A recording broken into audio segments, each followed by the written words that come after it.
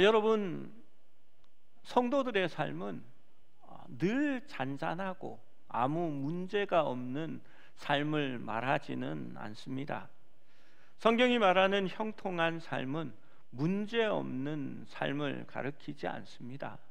끊임없이 문제와 아픔과 고난이 우리에게 찾아옵니다.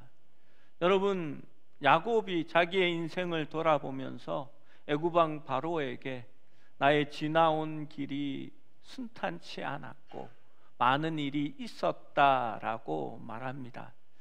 여러분, 저도 저의 목회에 대해서 얘기하자면 지나온 시간들이 정말 어려웠고 힘든 기간이었다라고 말하겠습니다. 아마도 우리 성도들은 잘 모를 거지만 제 주위에 가까이 있었던 친구들은 너는 산전수전 공중전 수중 정도 다 했으니까 어디 가든지 목회 잘할 수 있을 것이다 라고 그렇게 이야기해 주셨습니다. 여러분, 믿음이 대단한 사람들은 문제없는 삶을 살아가는 사람은 아닙니다. 우리의 삶에 늘 아픔과 어려움이 있습니다. 제가 성도들의 삶을 보면 때로는 어려움과 힘든 가운데 처하는 것을 봅니다. 목사가 보기에도 얼마나 이쁜데 앞에서 봉사하고 있는 것을 보면 저렇게 반짝이는데 하나님께서 아픔을 주시나라고 마음이 아플 때가 많습니다. 그러나 하나님을 바라보면 새로운 소망을 가집니다.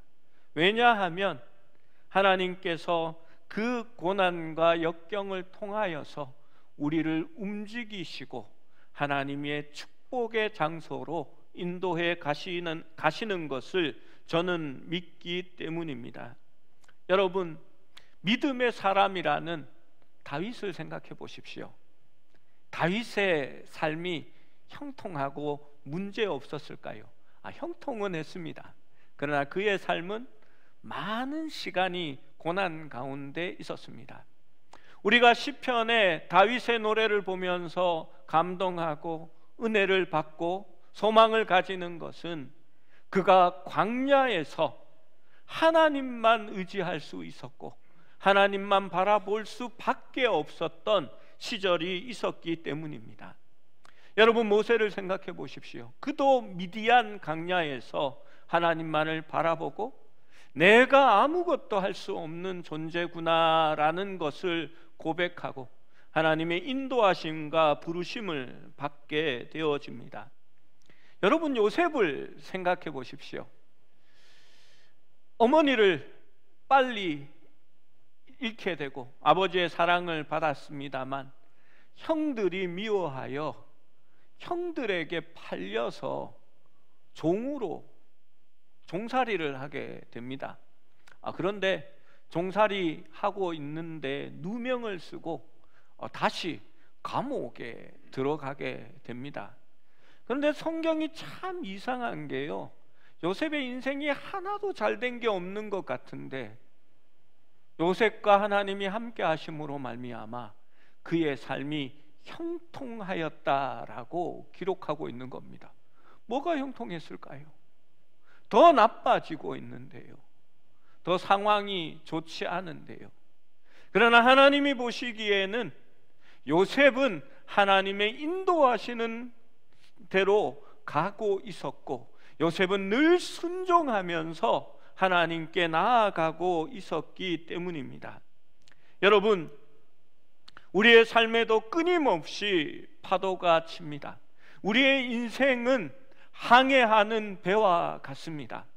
바다로 나가면 파도 없는 바다를 바라할 수는 없습니다.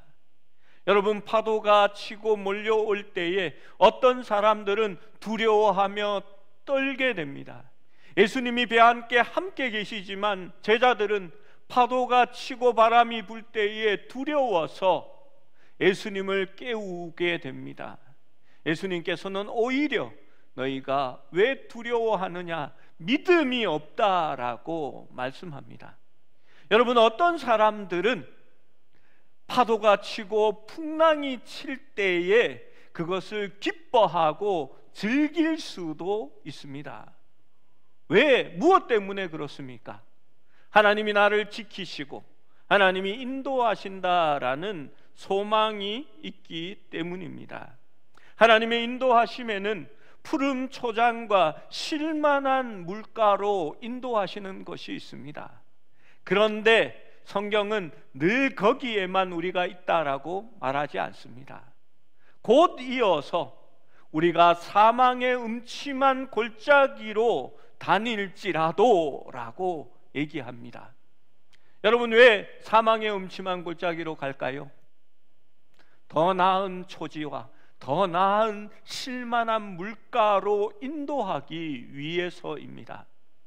초지에서 풀들이 떨어지고 물이 좋지 않게 되거나 흙탕물이 흘러나오면 목자는 양들을 이끌고 보다 좋은 장소로 인도하여 가는 겁니다.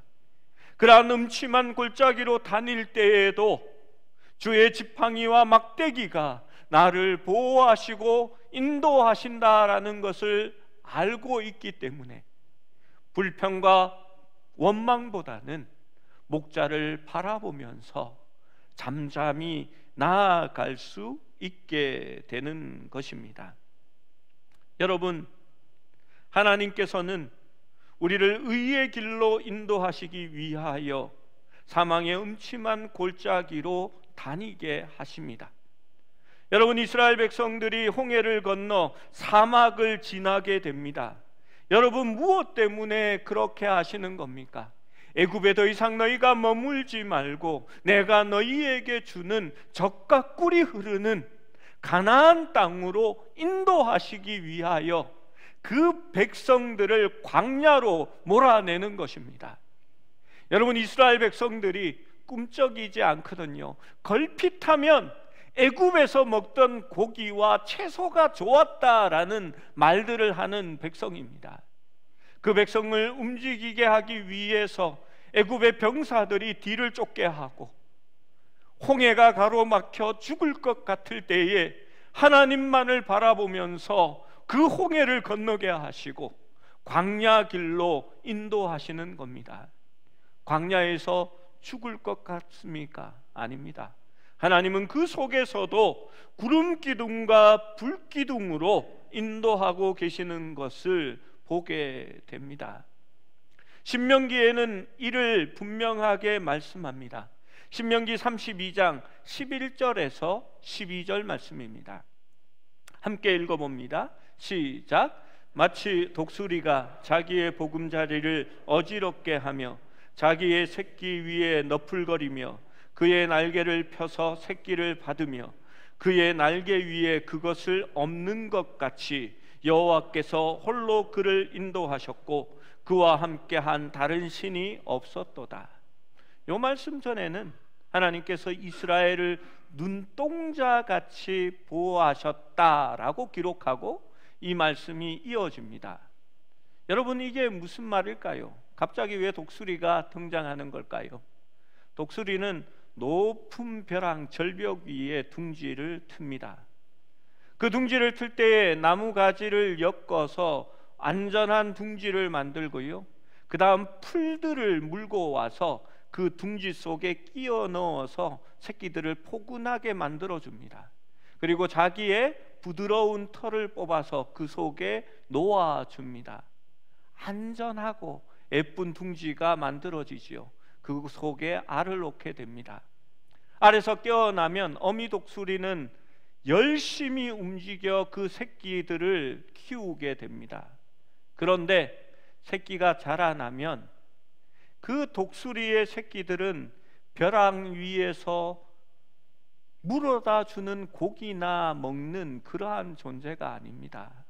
어미 독수리는 그 새끼 독수리들이 창공을 나르며 호령하며 하늘의 왕이 되기를 원하는 겁니다. 여러분, 그러면 어떻게 하는지 성경이 적어 놓고 있습니다. 어미 독수리는 둥지를 흩어버립니다. 더 이상 둥지가 안락하고 편안하지 않습니다. 독수리는 그 둥지 속에 가시나무를 가져와서 집어넣기 시작합니다. 둥지가 자기를 찌르고 불편하게 만듭니다. 더 이상 독수리 어미는 새끼를 먹이지 않습니다. 일부러 고기를 물고 와서 새끼들이 입을 벌려 그것을 받아 먹으려고 할 때에 그 먹이를 아래로 떨어뜨려 버립니다.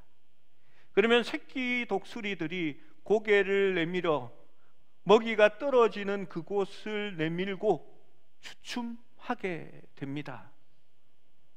그때에 어미 독수리는 새끼를 밀어 벼랑 아래로 떨어뜨립니다. 새끼 독수리는 죽을 것 같아서 날개짓을 비로소 하기 시작하게 됩니다. 어미 독수리는 균형을 잡으면서 겨우 밑으로 떨어지고 있는 새끼 독수리 위에 그 날개를 퍼덕이며 맹조류 특유의 소리를 내면서 힘을 북돋아 줍니다. 새끼 독수리가 균형을 잃고 떨어지면 어미 독수리는 그 아래로 날아가서 날개 위에 새끼 독수리를 업게 됩니다. 그리고 다시 그 독수리를 떨어뜨리게 됩니다. 여러분, 오늘 신명기의 말씀이 바로 그것을 이야기합니다. 여호와께서 그렇게 너희들을 인도하셨고 그와 함께한 다른 신이 없었다라고 이야기하는 겁니다. 이스라엘 자손들은 애굽 땅이 좋은 줄 알았습니다. 종살이를 해도 그렇게 먹고 살면 된다고 만족했습니다. 그때 하나님께서는 그들을 좋은 곳으로 인도하기 위하여 둥지를 흩틀고 어렵게 만드는 것입니다. 여러분, 우리에게 닥치는 모든 고난과 환난들이 내가 잘못해서 문제가 있어서 받는 것은 아닙니다.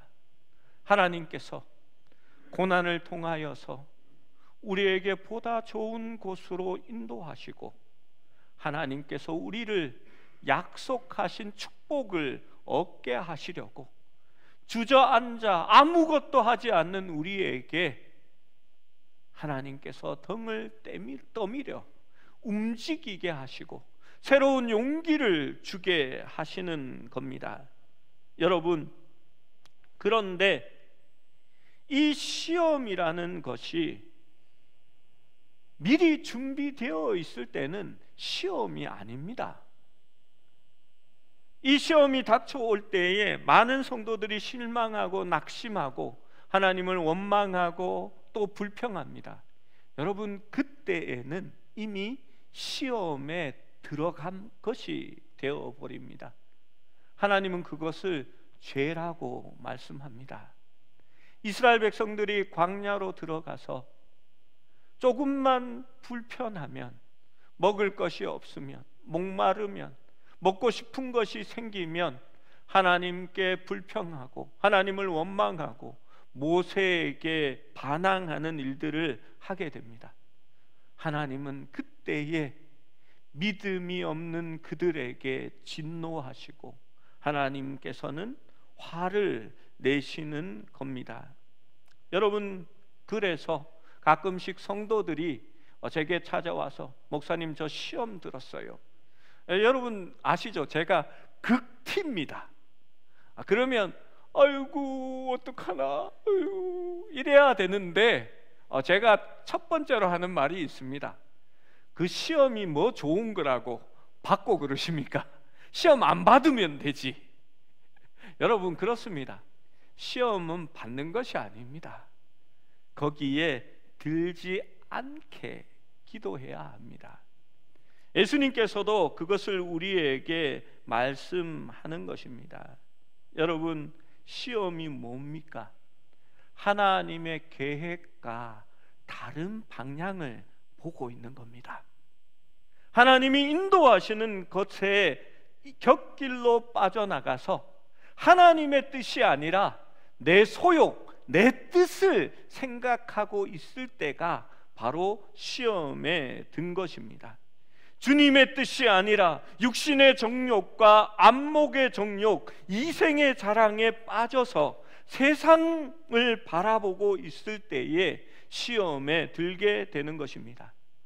예수님께서는 시험에 들지 않기 위하여 기도하라라고 말씀합니다. 여러분, 그러면 문제가 생겼을 때 기도하는 겁니까? 아니면 시험이 오기 전에 미리 기도하고 있는 겁니까? 여러분, 후자입니다. 미리 기도하고 있어야 시험에 들지 않는 겁니다. 예수님의 고난은 제사장의 뜰에서 시작된 것이 아니라 이미 겟세마네에서 기도하실 때에 시작되었습니다. 여러분, 예수님의 승리는 십자가에서 이루어진 것이 아니라 기도를 통하여 하나님의 뜻을 미리 붙잡았을 때에 이미 승리한 것입니다. 겟세마네의 뜻이 무엇입니까?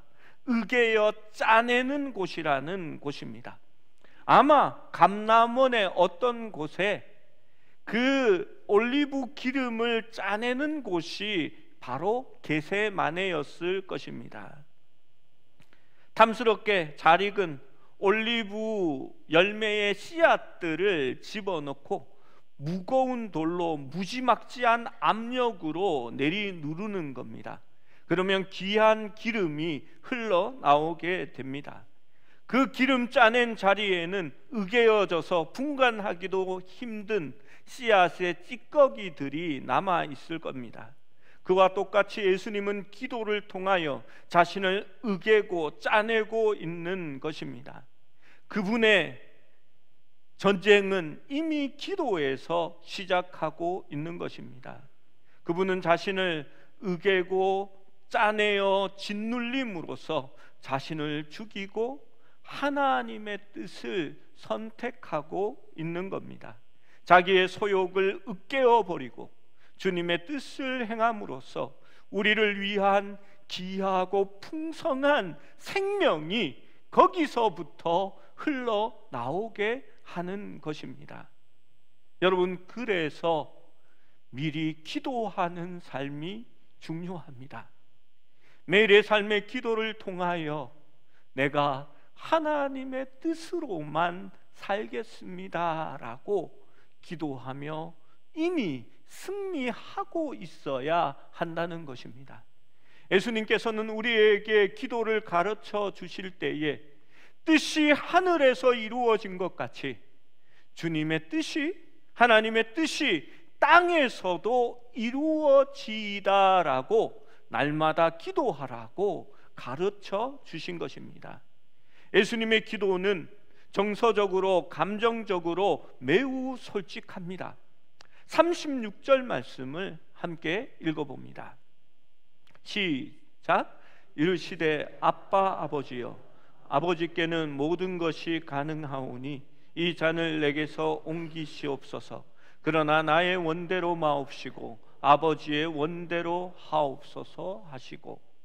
여러분, 여기에 성경에서 가장 친근한 단어가 있습니다.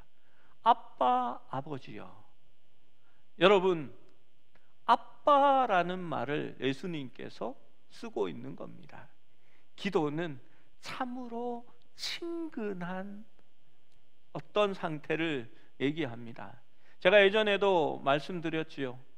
목회자가 되기 위해서 신대원의 추천서를 받으려고 제가 대구 동부교회 출신인데 김덕신 목사님께 찾아가서 이 추천서를 받았습니다. 목사님이 그때 기도하셨습니다. 이분이 그 경상도 시골 사람이라 우리 기도 한번 합시대 하시더니 제가 머리를 숙였습니다. 그 목사님이 이렇게 기도하셨습니다. 지금도 생각이 납니다. 아이고 아버지 우야입니까? 요즘은요 일할 때가 없습니다. 우리도 이런데 이제 목회를 하려고 하는데 하나님 도와주이소, 아버지여 부탁합니다 하면서 그렇게 기도하셨습니다. 저는 그 어투가 너무나 정겨웠습니다. 진짜 우리 목사님의 아버지신가 보다. 그렇게 생각이 들었습니다. 꾸밀 필요도 없습니다. 형식을 갖출 필요도 없습니다. 하나님 앞에 내 마음에 있는 그대로를 내어놓는 것이 기도입니다. 여러분, 미사 어구를 갖다 붙일 필요도 없습니다. 기도를, 말씀을 인용하여서 설교처럼 할 필요가 없습니다. 그것은 설교지 기도가 아니지 않습니까? 하나님 앞에 솔직하게 얘기할 수 있습니다. 하나님, 나 아파요. 하나님, 너무 힘들어요. 하나님, 당신을 이해할 수가 없어요. 왜 나에게 이러시는 겁니까? 솔직하게 이야기할 수 있는 것이 기도가 되어지는 겁니다. 여러분, 주님 앞에 기도로 소리를 높이지 않는 사람들은 나중에 문제 앞에서, 환난 앞에서, 사람들 앞에서 소리를 높이게 되어 있습니다. 하나님 앞에서 정직하게 감정을 토해내지 못하면 여러분, 그 감정들이 본인을 스스로 죽이게 되는 것입니다. 여러분, 우리에게는 구원자 되시는 우리 아버지가 있습니다. 그분께 나아갈 수 있어야 합니다.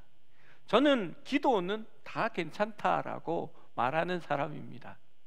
성도들이 가끔 우리는 왜 크게 소리 지르면서 통성으로 기도하지 않아요? 라고 말합니다. 승복음교회에서 오시면 아마 그러고 싶을 거지요. 저는 그렇게 얘기합니다. 소리 지르고 기도하셔도 좋습니다. 그런데 여러분, 지금 우리가 소리 질러 기도하지 않는 것이 때로는 감사합니다. 어떨 때는 소리 지르지 말라고 해도 소리 지르면서 기도할 때가 있기 때문입니다. 여러분, 기도의 형식에 구애를 두는 것은 아닙니다. 여러분, 주님은 기도를 통하여 늘 준비되셨고 하나님의 뜻을 따라 살아가기 원하셨습니다. 주님은 공생애를 시작하기 전에 기도하셨습니다. 그 기도를 통하여 사탄의 유혹에 빠지지 않고 승리하셨습니다. 여러분, 예수님은 이제 자기의 사역을 마무리하기 위하여 십자가를 앞두고 오늘 이 본문에 기도하고 계신 겁니다. 그리고 예수님은 기도에서 이미 승리하셨고 십자가 위에서 승리하신 것입니다. 여러분, 우리 성도들의 삶은 우리가 어떻게 기도하고 있느냐에 따라 달려 있는 겁니다. 문제가 닥쳐왔을 때 기도하면 시험에 빠질 수밖에 없습니다. 먼저 시험에 들지 않기 위하여 기도하고 있어야 하는 것입니다. 여러분, 그때에 우리는 승리할 수 있는 것입니다. 예수님께서는 깨어 있었기에 자신의 앞에 닥쳐진 고난과 어려움이 어떠할지라도 이길 수 있었습니다. 제자들은 잠들어 있었습니다. 한 시간도 깨어 있지 못했습니다. 여러분, 그들이 피곤하지 않았을까요? 예수님이 그걸 몰랐을까요? 이 하루가 얼마나 긴 하루였는지, 예수님과 제자들이 얼마나 시달렸는지, 사람들에게 어떤 공격을 받았는지 우리는 잘 알고 있습니다. 그들은 마지막에 유월절 식탁을 준비했고 그 식탁 속에서도 많은 문제들이 있었습니다. 그리고 겟세마네 동산으로 가셨습니다. 예수님은 그들이 피곤하다라는 것을 알고 있었지만 시험에 들지 않기 위하여 기도하라라고 하셨습니다. 여러분, 현대인의 삶은 너무나 피곤한 삶입니다. 살아가기가 힘이 듭니다. 우리는 늦게까지 무엇을 하는 이제 야행성 인간으로 바뀌고 있습니다. 여러분, 새벽 기도가 아니더라도 하나님 앞에 기도할 수 있는 시간을 마련할 수 있어야 합니다. 그래야 우리가 승리할 수 있는 것입니다. 여러분, 무엇을 위해 기도하는지 또한 생각해 보아야 합니다. 여러분, 우리 한국 교회는 참 많이 기도하고 세상의 어느 나라에도 없는 새벽 기도라는 것이 있습니다. 제가 있었던 부목사로 있었던 교회 담임 목사님이 저에게 이런 얘기를 했습니다. 이 목사님, 새벽 기도만 없으면 이 목사 이거 할만한데 라는 그런 얘기를 하셨어요. 새벽에 일어나서 말씀을 인도하는 것, 그것이 얼마나 마음에 무거웠는지 모릅니다. 그런데 기도합니다. 그런데 선교사님들이요, 한국에 와서 이렇게 일기를 적은 것들이 공개된 것이 있습니다. 그들의 일기에 보면 이런 얘기가 있습니다. 한국 사람들은 기도하는데 열심인 민족입니다. 그들은 예수를 믿지 않든 믿든 간에 정하수를 떠다 놓고 새벽에 기도하는 그런 민족입니다. 그런데 이상한 것은 새벽 기도 마치고 집에 가면서 남의 밭에 호박을 따간다는 그런 얘기를 적어 놓고 있습니다. 여러분, 기도를 할 때에 나의 원대로 마옵시고 아버지의 원대로 하옵소서라고 기도한 것을 보아야 합니다. 나의 소욕, 나의 뜻이 아니라 아버지의 뜻대로 살아가기를 위해서 기도하는 것입니다. 뜻이 하늘에서 이루어진 것처럼 하나님의 뜻이 땅에서도 이루어지게 되는 것입니다. 인간의 처음 죄는 에덴 동산에서 선악을 알게 하는 나무의 열매 때문에 들어오게 되었습니다. 여러분, 그 선악을 알게 하는 나무의 열매를 딱 보니 여러분, 보암직도 하고 먹음직도 하고 또 지혜롭게 할 만큼 탐스러운 열매였습니다. 요한은 이것을 어떻게 설명하는지 아시지요? 육체의 소욕과 안목의 소욕, 안목 눈으로 보이는데 탐스러운, 좋아 보이는, 그리고 이생의 자랑, 나를 지혜롭게 할 만한 그러한 열매였다라고 말합니다. 아담은 실패합니다. 그런데 두 번째 아담인 예수님은 나무에 대해 하나님께 순종하였습니다. 그 순종은 자신의 육체를 죽이는 것이었고 그 나무에 달림으로써 자신이 온 세상에 하나님의 모든 저주를 받은 것임을 나타내는, 증거하는 일이었습니다. 주님께서는 나의 뜻대로 행하지 않고 하나님의 뜻대로 하기를 기도했습니다. 나의 뜻을 우긴 것이 아니라 마지막에 억지로 하나님의 원대로 마지 못해서 내가 그러면 한번 해보겠습니다 라고 한 것이 아니라는 겁니다. 그분은 세상의 모든 죄를 지고 하나님의 진노를 받으시며 하나님의 뜻대로 행하기 원하셨습니다. 아버지의 원대로 하옵소서. 그분은 그때에 이미 승리한 것입니다.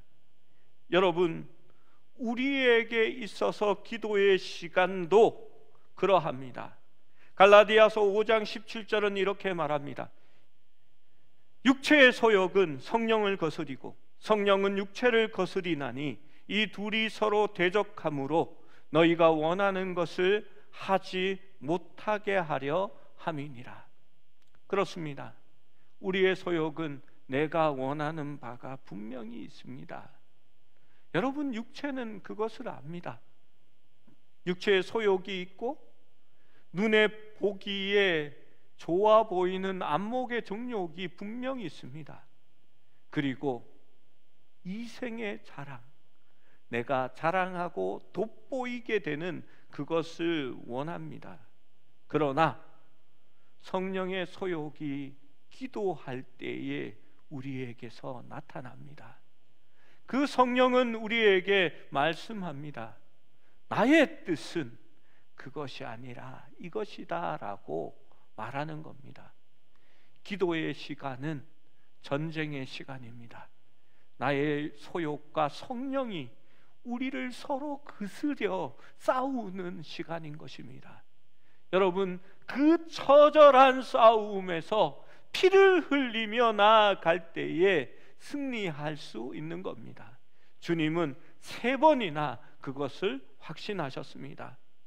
내 뜻이 아니라 주님의 뜻대로 하여 주시옵소서. 여러분, 선택에 있어서 나의 뜻이 아니라 하나님의 원대로 하는 것이 중요합니다. 여러분, 우리의 기도가 승리하지 못하는 이유는 무엇일까요? 내 뜻을 이루기 위해서 하나님과 타협하려고 하고 하나님을 설득하려고 하고, 안 되면 들어 누워서 나 밥 안 먹어! 하나님 이거 안 사주면, 이거 안 들어주면, 이거 안 해주면 하나님 나 밥 안 먹을 거야. 그리고 하나님 다음 주에는 나 교회 안 와. 하나님 누가 이기는지 내가 기도할 테니까 하나님 제발 좀 내 뜻대로 해주세요 라고 하기 때문입니다. 여러분, 나의 소욕을 위해 하나님을 움직이게 하려는 겁니다. 사탄은 거기에 선수고 도사입니다. 배가 고플 때에 찾아와서 유혹합니다. 너는 능력이 있잖아. 이 돌로 떡을 만들어 먹어. 여러분, 배불리 먹으면 하나님의 뜻입니까? 사탄은 또 우리에게 이야기합니다. 네가 하나님의 아들이면, 우리는 하나님의 아들이고 자손입니다. 뛰어내려. 그러면 천사가 받아줄 거야. 여러분, 자신의 능력과 존재를 드러내보라고 얘기합니다.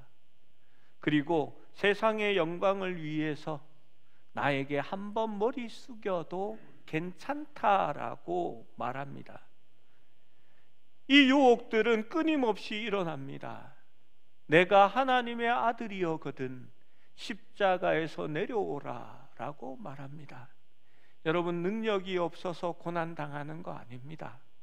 힘이 없어서 십자가에 달린 것이 아닙니다. 하나님의 뜻을 이루기 위해서 달려 있는 겁니다. 여러분, 하나님의 아들이 맞습니다. 옳습니다. 그것이 바른 것입니다. 하지만 우리가 행동하는 것은 나의 소욕이나 나의 옳고 그름이 아니라 하나님의 뜻에 의하여 움직이는 것입니다. 진리는 늘 하나님의 뜻에 순종하는 것에 있기 때문입니다. 여러분, 그렇습니다. 주님을 따르면 늘 축복된 길로, 좋은 길로, 평안한 길로만 가지 않습니다. 여러분, 목사가 이런 얘기하니까 사람들이 지레 겁먹는다고 얘기하지만 그게 진리니까요. 여러분, 주님을 따르면 주님이 좁은 길로 우리를 인도하십니다. 때로는 눈물과 아픔도 가질 것입니다. 의를 위해서 박해도 받을 것입니다. 우리를 욕하는 사람들을 만나게 될 것이고, 심지어 우리가 하지 않았는데 거짓으로 우리에게 악한 말을 하는 것도 듣게 될 것입니다. 여러분, 그때의 주님은 우리에게 시험에 들어서 눈물을 흘리고 괜히 주님을 따라왔어라고 원망하라고 하지 않았습니다. 기뻐하고 즐거워하라라고 말씀하셨습니다. 여러분, 왜 기뻐하고 즐거워할 수 있을까요? 시험에 들지 않았기 때문입니다. 여러분, 그렇습니다. 우리의 삶이 좀 어렵고 때로는 고통 가운데 있어도 원망하고 불평하지 맙시다.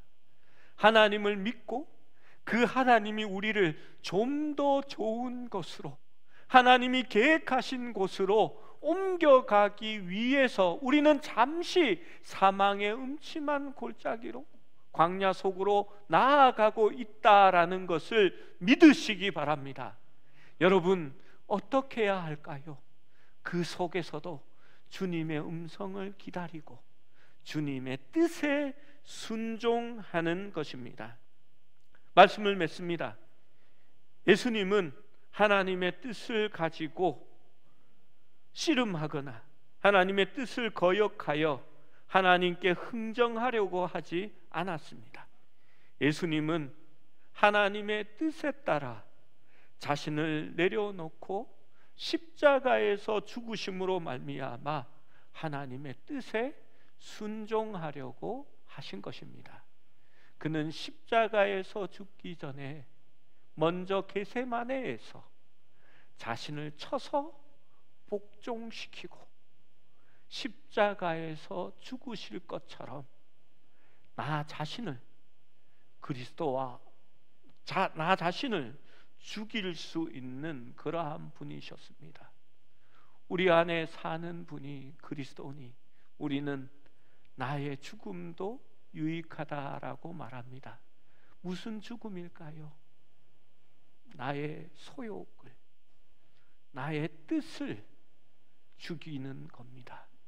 그리고 이제는 주님의 뜻에 따라, 주님의 소욕을 따라, 성령의 소욕을 따라 그리스도로 말미암아 살아가는 삶을 살아가게 하시는 겁니다. 여러분, 기도합시다. 기도할 때에 늘 깨어 있어서 기도로 준비할 수 있기를 원합니다. 그러면 우리는 반드시 승리할 것이고 하나님의 계획대로 보다 더 나은 곳으로 인도함을 받게 될 줄로 믿습니다.